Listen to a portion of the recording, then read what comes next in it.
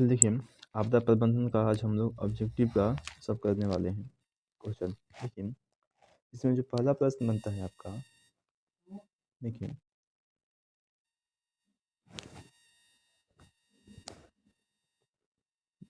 पहला जो प्रश्न करा कि भूकंप का मापन किसके द्वारा होता है। ठीक है, यानी कि भूकंप किसके द्वारा मापा जाता है, किस यंत्र के द्वारा भूकंप को मापते हैं। तो वो होता है आपका रिएक्टर स्केल, यानी कि ऑप्शन नंबर सी सही है आपका। रिएक्टर स्केल के द्वारा भूकंप को मापते हैं। देखिए, दूसरा का प्रश्न है, कह रहा है कि नदियों में बाढ़ आने का प्रमुख कारण क्या है। तो होता है कि जल की अधिकता। ऑप्शन नंबर ए आपका सही उत्तर है।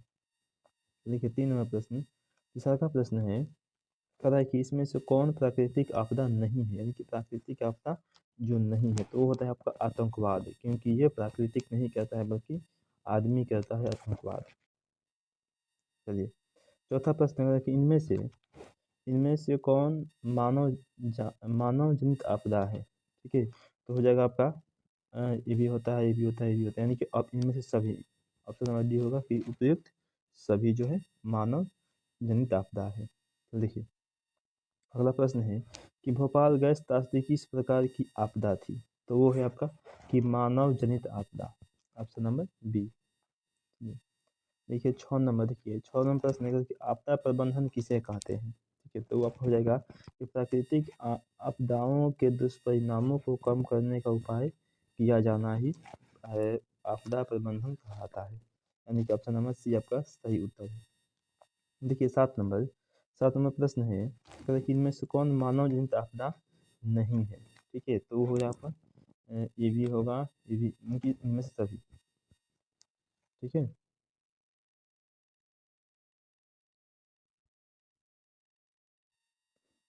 ठीक है, चलिए, यानी कि इनमें से कोई नहीं। ठीक है, इनमें से कोई नहीं ऐसा है। ठीक है, चलिए, अगला प्रश्न है आपका 8 में कि सुनामी क्या है। लिखेंगे इनकी विनाशकारी समुद्री लहर। ऑप्शन नंबर बी आपका सही उत्तर है। तो देखिए 9 नंबर है कि बिहार में भूकंप कब आया था। ठीक है, तो 1934 में सबसे मतलब विनाशकारी भूकंप आया था।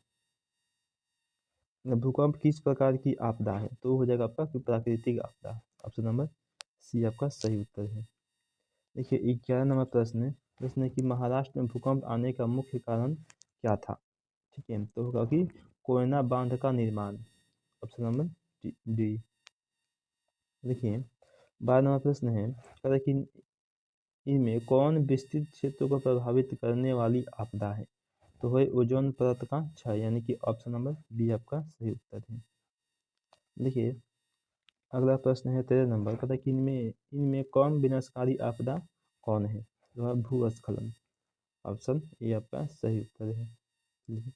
अगर देखिए 14 नंबर प्रश्न है कि सुनामी का प्रमुख कारण क्या है। तो होगा आपका कि समुद्र में भूकंप का आना, यानी कि ऑप्शन नंबर ए आपका सही उत्तर। अगला प्रश्न देखिए 15 नंबर है कि बंगाल की खाड़ी का चक्रवात किन महीनों में भयानक होता है। ठीक है, तो वो होता है आपका कि अक्टूबर नवंबर में। ऑप्शन नंबर डी आपका सही उत्तर है। देखिए अगला प्रश्न 16 नंबर प्रश्न है कि इनमें कौन भारत का सूखा क्षेत्र माना जाता है। ठीक है, तो अभी इसमें से सभी होता है, राजस्थान, मध्य प्रदेश, कर्नाटक का पठारी क्षेत्र, यानी कि इनमें से सभी। ऑप्शन डी आपका सही उत्तर है। देखिए अगला प्रश्न है 17 नंबर, बोल रहा है कि बाढ़ प्रबंधन में किस बात पर सबसे अधिक ध्यान देना चाहिए। तो होगा कि नदी के दोनों ओर तटबंधों का निर्माण होना, यानी कि ऑप्शन नंबर बी आपका सही उत्तर है। चलिए, देखिए अगला प्रश्न है 18 नंबर, कह रहा है कि इनमें कौन क्षेत्र भूस्खलन से अधिक प्रभावित होता है। तो वो होगा आपका कश्मीर और उत्तराखंड।